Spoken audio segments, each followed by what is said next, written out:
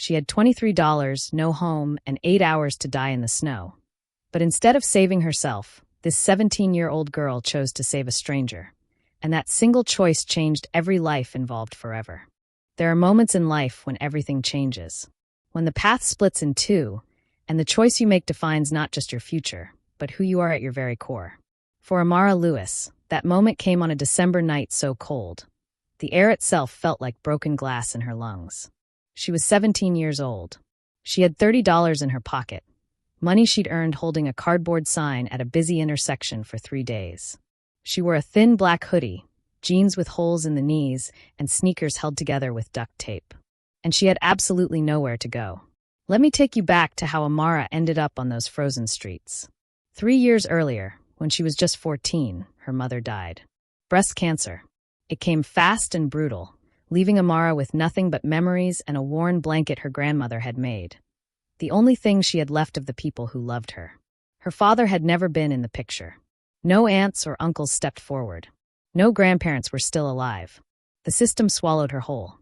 She bounced between foster homes and youth shelters, each one temporary, each one teaching her the same hard lesson. Don't get comfortable, because you'll be moving again soon. Some places were okay. Some were nightmares she still couldn't talk about. But she survived. She learned to keep her head down, to carry everything that mattered in a single backpack, to trust no one completely. Then, just 2 weeks before that December night, the youth shelter told her she had to leave. You're 17 now, Amara. We need the bed for younger kids. Never mind that she was still in school, or trying to be. Never mind that winter was coming. Never mind that she was still just a child herself. The rules were the rules. So there she was, walking through the wealthy neighborhoods of North Toronto at 11 o'clock at night. Not because she wanted to. Not because she belonged there. But because those streets were safer than the alternatives, and the big houses with their landscaping blocked some of the wind. She'd learned that trick from other homeless kids. Rich neighborhoods have better heating vents, and people don't bother you as much if you keep moving. The temperature that night was minus 15 Celsius. With the wind chill, it felt like minus 25. The kind of cold that hurts. The kind that kills. Amara pulled her hoodie tighter and kept walking, her breath creating small clouds that vanished instantly. Her fingers were numb inside her pockets. Her toes had stopped hurting an hour ago, which scared her. She knew that was a bad sign. She was trying to make it to a 24-hour coffee shop she'd heard about, 6 blocks away, where she could sit for a few hours without anyone kicking her out if she bought something cheap. That's when she heard it. A sound that stopped her cold. Crying. Not the distant sound of a TV or a fight through apartment walls. Real crying. Close. Desperate. The kind of sound that reaches into your chest and squeezes.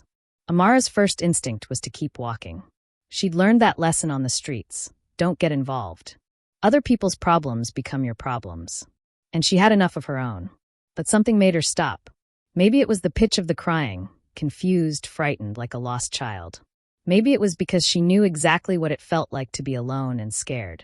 Maybe it was just that she was still human, despite everything trying to convince her otherwise. She followed the sound. Between 2 massive houses, tucked against a stone wall in the shadows, she found her. An elderly woman, probably in her 70s, wearing only a nightgown and slippers. No coat. No hat. Her white hair was wild around her face, and her feet, God, her feet were bare. The slippers had fallen off somewhere. Her skin looked gray in the dim light from a nearby street lamp. Ma'am. Amara approached slowly, the way you would a frightened animal. Ma'am, are you okay? The woman looked up, her eyes unfocused and terrified. I can't find it, she whimpered. I can't find my way home. Where's home? Do you know where my home is? Amara's heart sank. She recognized this. One of her foster mothers had worked in a nursing home. She'd talked about patients with dementia who wandered off, their minds trapped in different times, different places. This woman was lost in every sense of the word. Amara knelt down, ignoring the snow soaking through her jeans. She could call 911. That was the obvious answer. Paramedics would come, take the woman to the hospital, get her warm and safe, and back to wherever she belonged. But Amara knew what else would happen. The police would come too. They'd ask questions. They'd want to know who Amara was, where she lived, why she was out here. They'd find out she was a homeless minor. They'd put her in the system, maybe a group home, maybe somewhere worse. And with her history of bouncing between placements, they might not be gentle about it. she could walk away. Pretend she never saw anything. Someone else would find the woman eventually. Probably. Maybe. If it wasn't too late. Amara looked at the elderly woman shivering against the wall, and then at the mansion behind her. Warm, safe, locked tight. She thought about her mother, dying in that hospital bed, holding Amara's hand and saying, "Baby, you've got a good heart. Don't let the world take that from you." She'd been trying so hard to protect herself, to survive, that she'd almost forgotten what her mother meant. A good heart isn't something you save for when it's convenient. It's what you give when it costs you everything. "Okay," Amara whispered, more to herself than the woman. "Okay, I've got you." She made her choice. Amara pulled off her hoodie, her only real protection against the cold, and draped it over the woman's shoulders. The icy air hit her immediately through her thin t-shirt, and she gasped. Then she pulled out the blanket from her backpack, the one her grandmother had made, the one she'd been sleeping under for weeks. The last piece of her family. She wrapped it around both of them. "What's your name?" Amara asked gently, pulling the woman close to share body heat. "Eleanor," the woman said, her voice small and confused. "Eleanor Whitmore. Are you my daughter?" "Sure," Amara said, fighting back tears that would freeze on her cheeks. "Sure, I'm here. You're not alone." There was a heating vent on the wall, probably from the mansion's HVAC system. Amara positioned them both next to it, feeling the faint warmth. It wasn't much, but it was something. She pulled out her phone, an old one with a cracked screen that barely held a charge, and checked the time. 11:47 p.m. The coffee shop closed at 6 a.m. If they could just make it until dawn, when people started moving around, when it was safer to call for help. 8 hours. They had to survive 8 hours. "Tell me about your daughter," Amara said, keeping Eleanor talking. She knew they had to stay awake. Falling asleep in this cold meant not waking up. "What's she like?" Eleanor's face softened, even as she shook with cold. "Catherine. My Catherine. She's getting married soon. Isn't that wonderful? Such a beautiful girl. She worries too much about me, though. Always worries." Amara held the woman tighter, feeling her own body start to shake. The cold was seeping into her bones. Her fingers were white. She couldn't feel her toes at all anymore.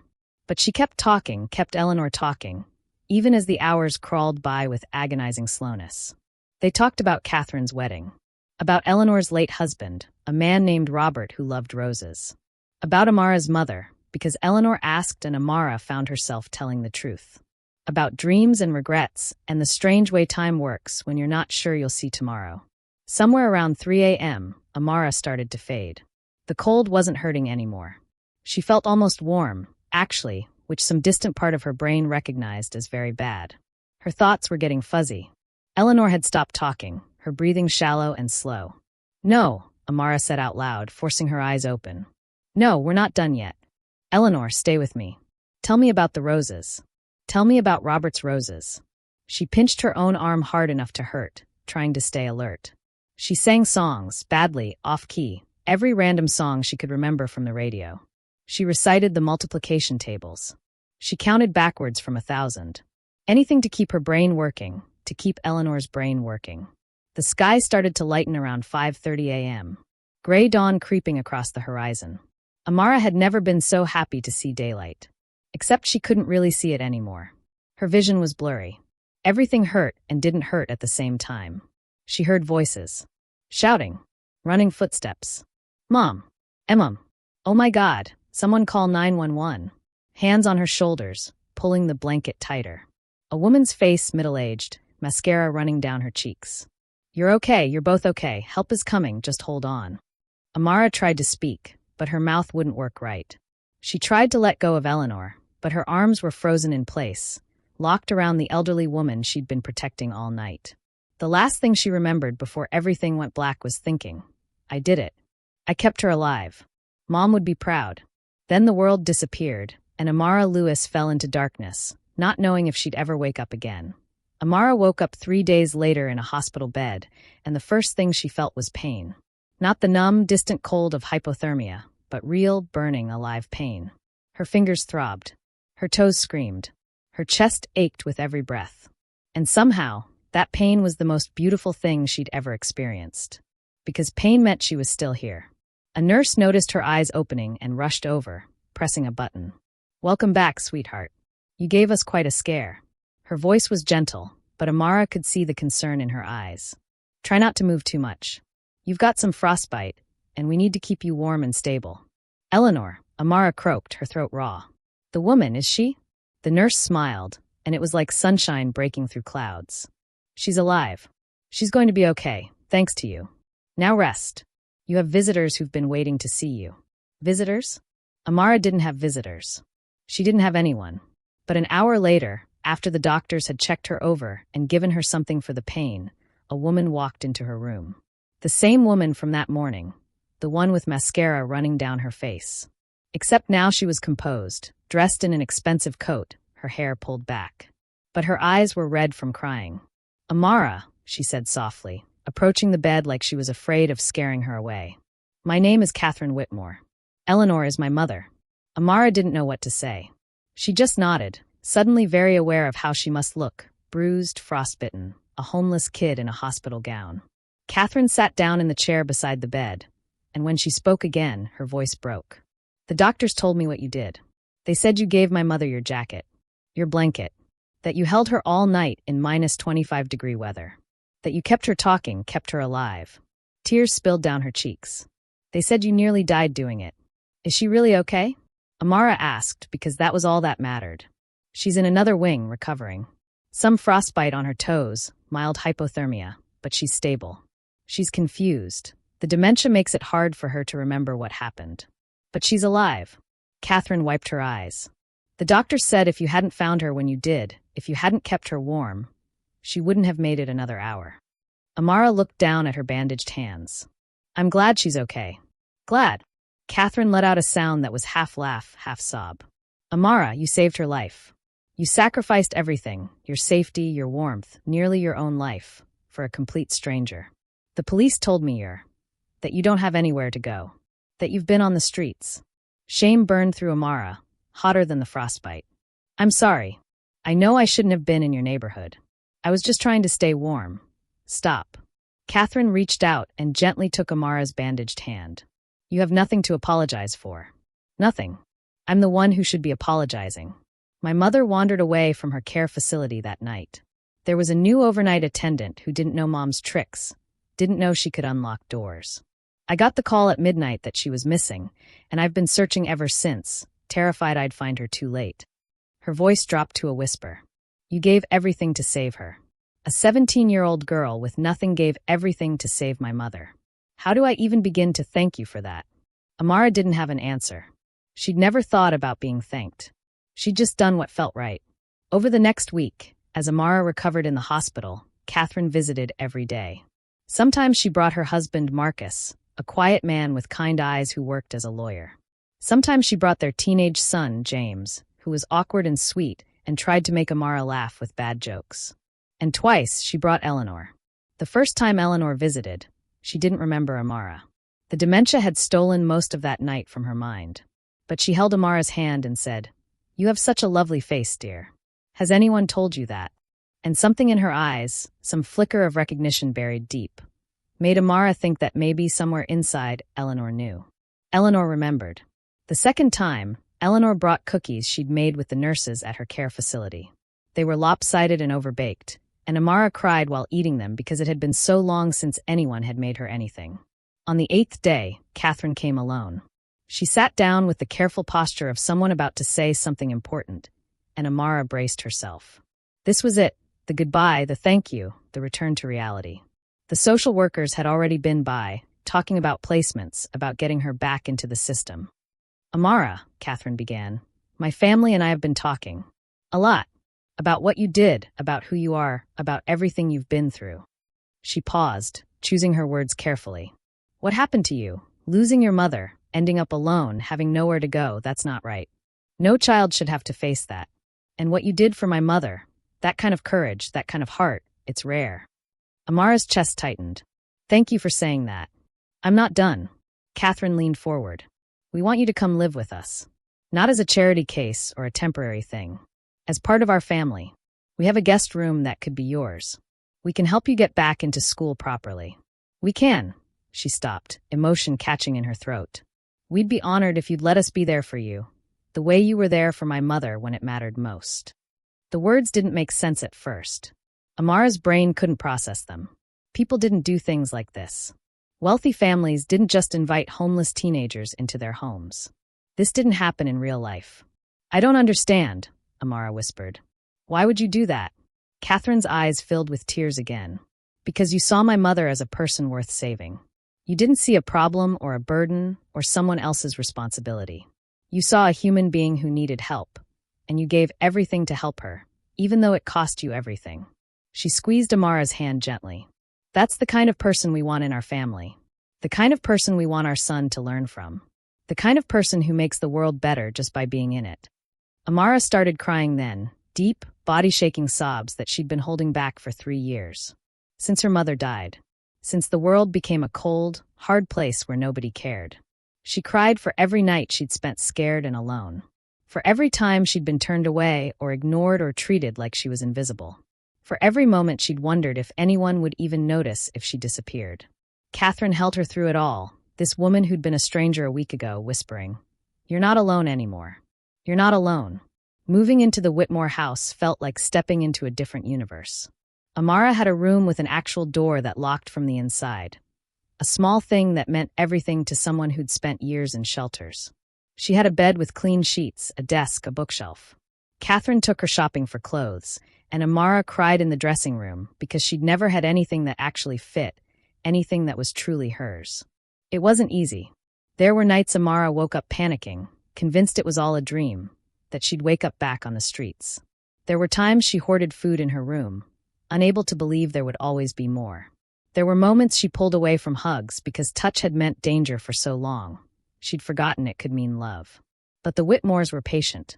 Marcus helped her catch up on the schoolwork she'd missed, spending hours at the kitchen table going over math and history. James introduced her to his friends, making her feel less like a charity case and more like a sister. Catherine taught her that it was okay to take up space, to have needs, to ask for things. And Eleanor, sweet, confused Eleanor, became Amara's unexpected anchor. Twice a week, Amara visited her at the care facility. Sometimes Eleanor remembered her. Sometimes she didn't. But she always lit up when Amara walked in, and they'd sit together doing puzzles or looking at old photo albums. And Eleanor would tell the same stories over and over, and Amara never minded because someone was choosing to spend time with her, choosing to see her, choosing to care. One afternoon, 6 months after that frozen December night, Eleanor had a rare moment of clarity. She looked at Amara across a half-finished jigsaw puzzle and said, "You're the girl who saved me." Amara's breath caught. "You remember?" "Pieces," Eleanor said softly. "I remember being cold. I remember being scared. And I remember a voice telling me to hold on, that I wasn't alone." Her eyes filled with tears. "You didn't have to do that. You could have left me." "No," Amara said firmly, taking Eleanor's weathered hand in hers. "I couldn't have. You were a person who needed help. That's all that mattered." Eleanor smiled, squeezing her hand. "My daughter tells me you've been through terrible things. That you lost your mother young. That you were alone." She paused, her mind struggling to hold on to the thread of thought. "I'm glad you're not alone anymore. I'm glad we found each other." "Me too," Amara whispered. The moment passed, and Eleanor's eyes went distant again, her mind drifting back into the fog. But Amara held on to that conversation like a treasure. Because it proved something she'd been afraid to believe. That night had mattered. That her choice had meant something. That love given freely, even at the highest cost, never really disappears. Amara graduated high school 2 years later, standing on stage in a cap and gown that Catherine had insisted on buying. The whole family was there, cheering louder than anyone when they called her name. Eleanor was there too, in her wheelchair, and even though she probably didn't understand what was happening, she clapped and smiled because everyone else was happy. That fall, Amara started college, studying social work. But she already knew what she wanted to do with her life. She'd known since that December night when she'd made a choice that changed everything. She started volunteering at youth shelters.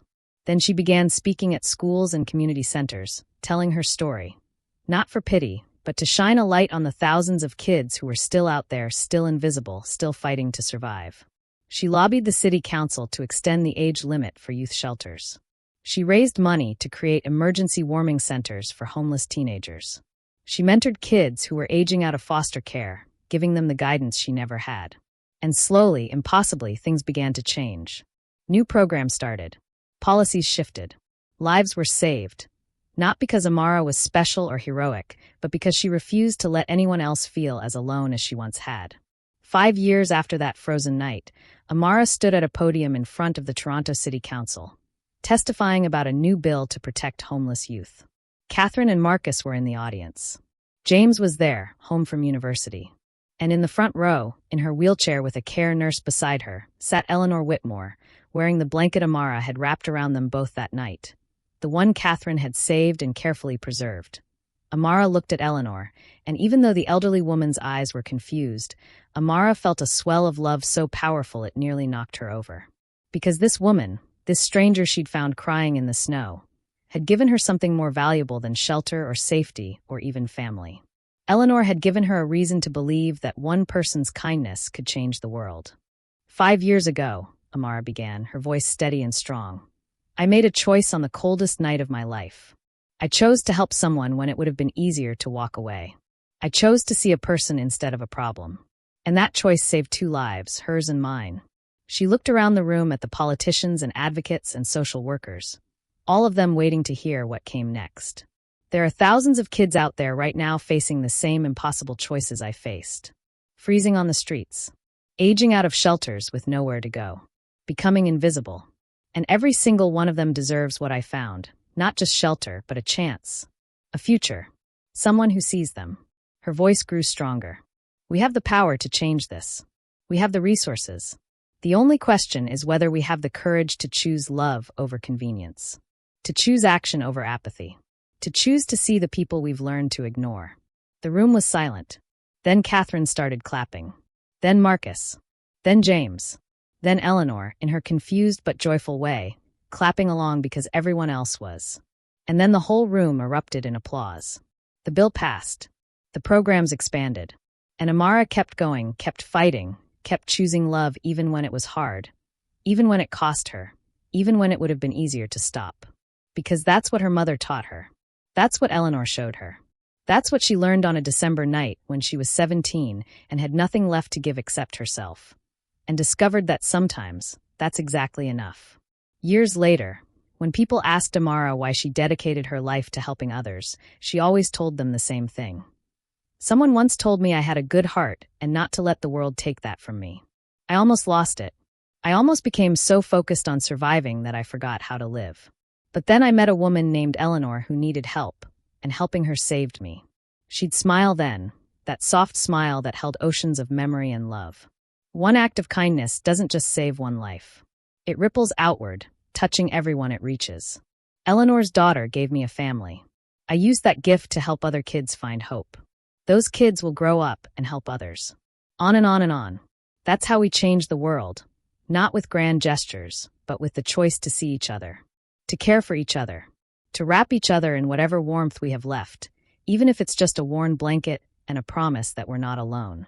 And somewhere, in a care facility surrounded by roses that her daughter planted, Eleanor Whitmore sat in the sunshine, holding that very blanket, not quite remembering why it mattered but knowing, somehow, that it did.